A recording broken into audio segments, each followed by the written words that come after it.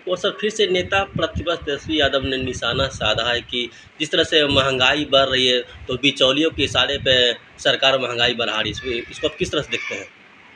नहीं, नेता प्रतिपक्ष अभी ऋतु के बारे में नहीं जानते हैं।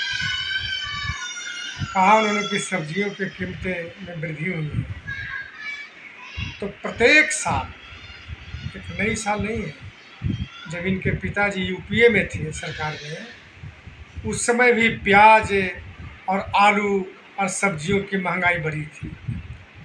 तो इस साल तो भयंकर भीषण गर्मी और लेट से बरसात आया, तो भीषण गर्मी से सब्जियां जल गया। लेट से बरसात आया, सब्जियां को जो पानी मिलना चाहिए था वो नहीं मिल पाया, खेत में ही जल गया। जो बचा खुचा बाजार में आया उसकी हालात यह रहा कि 3 दिन के बाद वह सड़ जाता था, जो पहले नहीं सड़ता था, मौसम जब ठीक ठाक रहता था। तो सब्जियों का उत्पादन कम हुआ, डिमांड अधिक हुआ, तो स्वाभाविक है कि मूल्य वृद्धि होगा ही।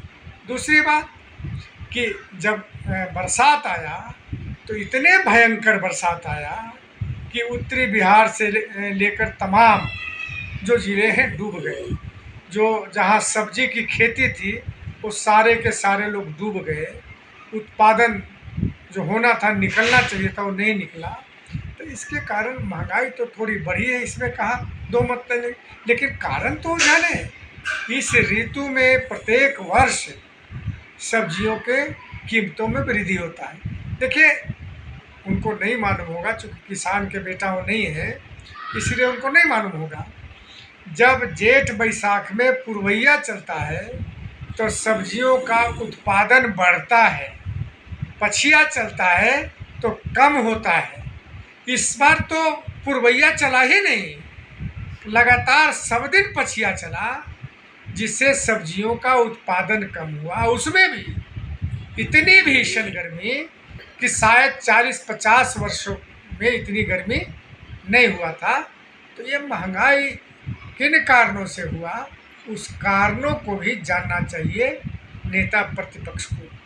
लेकिन सर वो सीधा सीधे आरोप लगा रहे हैं कि बिचौलियों के इशारों में महंगाई बढ़ रही नहीं, है। इसमें बिचौलिया कहाँ सवाल है। किसान सब्जी उत्पादन करते हैं और बाजार में लाकर बेचते हैं। इसमें बिचौलिया स्टॉक करने का चीज़ थोड़ी सब्जी है कि स्टॉक करेगा तो 2 दिन में सड़ जाएगा।